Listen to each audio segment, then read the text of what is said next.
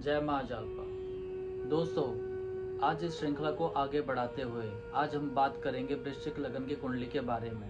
दोस्तों, यहाँ पर एक बात समझने की है। वृश्चिक लगन की कुंडली में मंगल के पास दो डिपार्टमेंट है। एक तो पहले घर का मालिक है और एक छठे घर का मालिक है। चाहे उसकी मूल त्रिकोण राशि यहाँ आती हो छठे घर पे, लेकिन लगन अपने आप में बहुत बड़ा माना जाता है। लगन सदैव शुभ माना जाता है जब तक उसकी प्लेसमेंट गड़बड़ ना हो तब तक। तो मंगल देवता ने अपने मित्रों को और शत्रुओं को वैसे ही डिपार्टमेंट बांटे हैं जैसे मंगल देव ने सबको दिए हैं। तो मंगल देवता ने पहला डिपार्टमेंट की सुप्रीम पावर अपने पास रखी और एक त्रिक स्थान अपने पास रखा। जब एरिस लगन में आया था तो उसने स्कॉर्पियो राशि को ये स्थान दिया था। अब ये लगन लॉर्ड बना है तो इसने एरिस राशि को त्रिक स्थान दिया है। मंगल देवता ने बृहस्पति देव को क्या दिया? एक दूसरे घर का मालिक बनाया, एक पांचवें घर का मालिक बनाया। अब यहाँ ध्यान देने योग्य बात यह है कि बृहस्पति देव यहाँ मारक ग्रह नहीं है। अगर वो अष्टम टू अष्टम है और उससे द्वादश है तो लगन का अति मित्र है और पंचम घर का भी मालिक है। तो बृहस्पति देवता को दूसरे घर का मालिक और पंचम घर का मालिक बनाया। तो बृहस्पति देव इस कुंडली में कारक ग्रह बने। मंगल देव ने शनि देव को क्या दिया? तीसरे घर का मालिक बनाया और चौथे घर का मालिक बनाया। सुख सुविधा, गाड़ी, भूमि, वाहन शनिदेव को दोनों ही डिपार्टमेंट अच्छे मिले, लेकिन मंगल के साथ शत्रुता होने की वजह से, दोनों क्रूर ग्रह होने की वजह से सम ग्रह की पद्धति प्राप्त हुई। तो शनिदेव सम बने। क्यों? दोनों घर तो अच्छे हैं लेकिन लग्नेश से शत्रुता है, इसलिए इस कुंडली में वो सम गिने जाएंगे। बात मैं अब शुक्र देवता की करूं। शुक्र देवता को सातवां घर दिया मंगल देवता ने और 12वां घर, क्योंकि सातवें घर पर 2 नंबर लिखा है और 12वें घर पर 7 नंबर लिखा है। 12वें घर का मालिक शुक्र बना और 7वें घर का मालिक शुक्र बना। अष्टम से द्वादश और लग्नेश की एंटी पार्टी, तो एंटी पार्टी होने की वजह से 7वां घर भी अति मारक बना। तो इसका मतलब यह है कि शुक्र देवता भी इस कुंडली में अति मारक बना। जब भी उसकी दशा या अंतरदशा चलेगी वो उसको प्रॉब्लम जरूर देगा, जब तक उस पर कोई थ्योरी एप्लीकेबल ना हो जाए, विपरीत राजयोग या कोई और, तब तक यह कुंडली में मारक ही गिना जाएगा। तो मंगल देवता ने बुध देव को क्या दिया? बुध देव को मृत्यु का स्थान और लाभ, छोटे रोग, बड़ा भाई बहन, ये सारी चीजें दे दी। मंगल देव और बुध देव में अति शत्रुता है। वृश्चिक राशि के मंगल देवता ने दोनों बुरे घर बुध देव को दे दिए। मंगल देव ने चंद्रमा देव को क्या दिया? जब कर्क राशि लगन में आई थी तब वृश्चिक राशि मंगल देव को त्रिकोण में जगह दे दी थी। अब वृश्चिक राशि लगन में आई है, उसने चंद्रमा देवता को नवा घर दे दिया जो कि पिता का है, हायर टू हायर एजुकेशन का है, जो कि विदेश यात्रा, धर्म के मानने का स्थान है, वो चंद्रमा देवता को दे दिया। तो चंद्रमा देवता इस कुंडली में अति मारक बना जब तक उसकी प्लेसमेंट गड़बड़ नहीं होती। बात करते हैं सूर्य देव की। मंगल देव ने अपनी अति मित्रता को दिखाते हुए सूर्य देव को 10वां घर दे दिया, कामकाज का घर, क्योंकि हर प्राणी चाहता है उसका प्रोफेशन कैसा हो, उसका काम कैसा हो, ताकि जिंदगी की जिम्मेदारी उस कामकाज से संभाल पाए। तो सूर्य देव इस कुंडली में कारक ग्रह बन गए जब तक उनकी प्लेसमेंट गड़बड़ ना हो तब तक।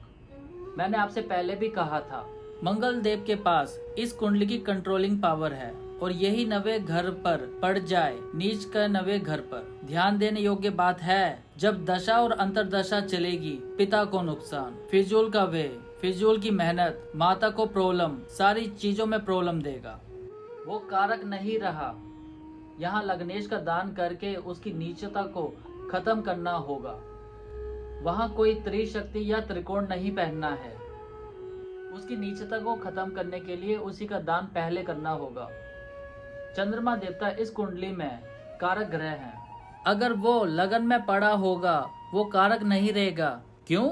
क्योंकि लगन में पड़े होने से वो नीच का हो जाएगा और नीचता की वजह से वो अशुभ प्रभाव देगा। जब भी उसकी दशा और अंतरदशा चलेगी, खुद के लिए प्रॉब्लम, मेंटल पीस में प्रॉब्लम, पिता से प्रॉब्लम, दाम्पत्य सुख में प्रॉब्लम। चंद्रमा देवता यहाँ बैठे हो 2 नंबर राशि में यानी 7वें घर पर, चंद्रमा देवता उच्च के हो गए, भाग्य को उठा के अपनी पत्नी को दे दिया तो पत्नी के आने के बाद उसका भाग्योदय होगा। चंद्रमा देवता यहाँ बैठे हो नुकसान करेगा। चंद्रमा देवता यहाँ बैठे हो नुकसान करेगा। चंद्रमा देवता यहाँ बैठे हो नुकसान करेगा। क्यों? क्योंकि ये तीनों ही भाव गलत हैं। यहाँ बैठे हो पिता को बीमारी दे देंगे, यहाँ बैठे हो तो पिता को ऑब्स्टेकल, यहाँ बैठे हो फिजूल का व्यय बढ़ा देंगे, दशा और अंतरदशा में अस्पताल तक का खर्च करवा देंगे। तो चंद्रमा देवता कारक होते हुए भी अपनी प्लेसमेंट की वजह से गड्ढा खा जाएंगे। सूर्य देव यहाँ बैठ जाए, सारी जिंदगी प्रोफेशनल सेटलमेंट नहीं देता, ये इंसान भागता दौड़ता रहता है। सूर्य देव 8वें घर पर बैठे हों मारक हो जाएंगे। सूर्य देव 6ठे घर में उच्च के भी हो जाए तो भी नुकसान ही देंगे। क्यों? 6ठा घर ही गलत है। 11, 9, 8, 2 इन जगह पर वो अच्छा फल देंगे। सूर्य देव तीसरे पे बैठे हों, इंसान को मेहनत नॉर्मल से ज्यादा होने वाली है, क्योंकि कर्म उठा के मेहनत में रख दिया। क्योंकि योग कारक है, योग कारक की डेफिनेशन जहाँ बैठना, जहाँ जाना, जहाँ देखना, उस घर की वृद्धि कर देना। तो यहाँ मेहनत की वृद्धि कर दी। सूर्य देव यहाँ बैठे हों तो अपनी मेहनत से अपना लाभ कमा लिया। सूर्य देव यहाँ बैठे हो, जब तक पिता के साथ जुड़कर काम नहीं करेंगे तब तक उसको सक्सेस नहीं मिलने वाली। सूर्य देव यहाँ बैठे हो, पत्नी के साथ पार्टनरशिप कर लेता है, सदैव काम में वृद्धि। तो सूर्य देव की प्लेसमेंट डिसाइड करेगी कि वो कितने कारक बने, कितने मारक बने। बृहस्पति देव अति योग कारक हैं, दूसरे और 5वें के मालिक, लेकिन पड़ा तीसरे में हो, सत्यानाश। क्यों? क्योंकि नीच का हो गया। जब उसकी दशा और अंतरदशा चलेगी, हमेशा प्रॉब्लम्स, दाम्पत्य सुख में कला कलेश, पिता के साथ, बड़े भाई बहन के साथ, लाभ के साथ, प्रॉब्लम्स के अलावा वो कुछ नहीं देने वाला, क्योंकि वो नीच का हो गया। बृहस्पति देवता यहाँ पड़े हों, उच्च के हो गए। उच्च के होने से भाग्यवान, औलाद सुख से संपन्न, वाणी बहुत अच्छी, इनकी कभी भी कमी नहीं आने वाली।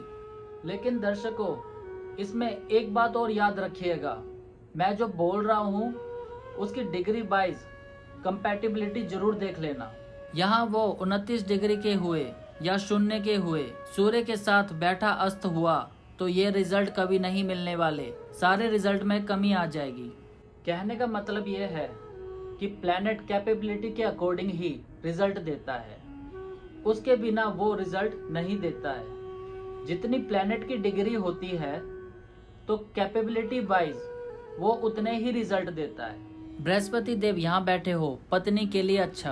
बृहस्पति देव यहाँ बैठे हो, खुद की पर्सनैलिटी के लिए अच्छा। बृहस्पति देव यहाँ बैठे हो, सुख सुविधा के लिए बहुत अच्छा। बृहस्पति देव यहाँ बैठे हो, कामकाज के लिए बहुत अच्छा। बृहस्पति देव यहाँ बैठे हो, लाभ के लिए बहुत अच्छा। बृहस्पति देव यहाँ बैठे हो, सत्यानाश। अपनी पूर्ण दशा में या अंतरदशा में सदैव पैसे की कमी रहेगी, स्टमक में प्रॉब्लम रहेगी, अनसर्टेन लॉस होंगे, वाणी में दिक्कत परेशानी, ये सारी चीजें दे देगा। फिजूल के खर्चे, फिजूल का व्यय। शुक्र देवता की बात करूं, पूरी कुंडली में कहीं भी बैठे हो प्रॉब्लम जरूर देंगे। यहाँ बैठे हैं तो भी विपरीत राजयोग की कंडीशन में आ जाएगा। अगर लग्नेश बलि हुआ तो शुक्र देवता यहाँ आ जाए, अच्छा हो गया, विपरीत राजयोग की कंडीशन में आ जाएगा, लेकिन दाम्पत्य सुख में प्रॉब्लम में ही रखेगा। पति या पत्नी से हेल्थ प्रॉब्लम जरूर रहेगी। शुक्र देव यहाँ आ जाए तो उच्च के हो गए, पत्नी उच्च कोटि की मिलेगी। खुद पढ़े लिखे हैं, उससे ज्यादा पढ़ी लिखी मिलेगी। आपके लिए सदैव सपोर्टिव पिलर होगी, वो सपोर्टिव पिलर होना शुभ माना जाएगा। 11वें घर में यानी 6ठी राशि में नीच के हो गए, कभी भी दाम्पत्य सुख स्टेबल नहीं होने वाला, ये बात सदैव याद रखना। एक तो मारक, ऊपर से नीच का अति सत्यानाश कर देगा। शुक्र देवता 4थे घर पर बैठे हो, माता सुख सुविधा, गाड़ी, वाहन सब दे देगा, बट माता से कभी बनने नहीं देगा। मारक ग्रह है, बे उठा के माता को दे दिया, वो सदैव प्रॉब्लम साथ रहने वाली है, इस बात का ध्यान रखना। वही कारक मारक बन जाता है अगर उसकी प्लेसमेंट गड़बड़ हो। यही मंगल 8वें में आ जाए, सारी उम्र ऑब्स्टेकल में जूझता रहता है, स्ट्रगल पूरी लाइफ, कभी पूर्णतया खुद से या खुद के प्रोफेशन से सेटल नहीं हो पाता, अपने आप को हमेशा दुविधा में महसूस करता है। हमेशा सारी सुख सुविधा होने के बाद भी माथे में तनाव दिखता है। शनिदेव की बात करूं, यहाँ के लोग यहाँ बैठे हो सारी जिंदगी माता की हेल्थ ठीक नहीं रहती। यहाँ बैठे हो उच्च के तब भी माता को प्रॉब्लम रहने वाली है, क्योंकि भाव गलत है। माता की मेहनत सारी जिंदगी बढ़ा दी, सुख सुविधा माता को दे दी, ये दोनों डिपार्टमेंट बे में रख दिए हैं। ये सदैव प्रॉब्लम देने वाले हैं।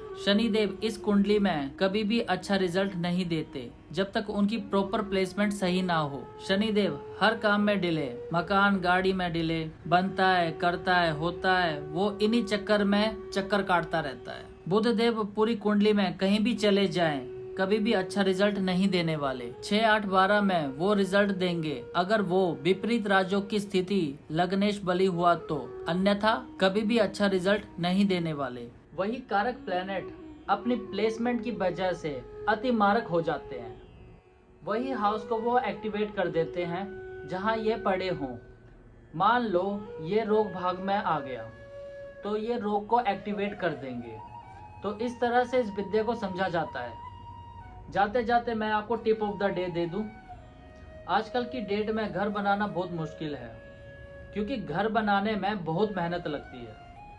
क्योंकि लोग जब भी घर बनाते हैं तो अपने चाव से बनाते हैं, क्योंकि घर बनाने में रात के चने तक चबाने पड़ते हैं। घर बनाना आसान नहीं है, तब जाके कोई इमारत खड़ी होती है या फिर उसके रहने के काबिल बनती है। लेकिन अगर उसमें नेगेटिव एनर्जी आ जाए तो उसे निकालने में बहुत प्रॉब्लम होती है। घर पर एंटर होते ही माथे में शिखर आ जाता है और आते ही लड़ना शुरू कर देते हैं। उसके बिहेवियर में नेगेटिव चेंजेस आने शुरू हो जाते हैं। तो यह नेगेटिव फैक्टर अक्सर देखने को आता है। आप हमेशा एक काम करना, पीतल या चांदी का या कोई भी धातु जो आप अफोर्ड कर सके, उस पर कोई ना कोई स्मृति बना देनी है। जैसे त्रिशूल, स्वास्तिक का चिन्ह। फोटो नहीं लगानी है, केवल चिन्ह लगाना है। वो चिन्ह आपकी घर की एनर्जी को स्टेबल करने में काफ़ी हेल्पफुल होगा।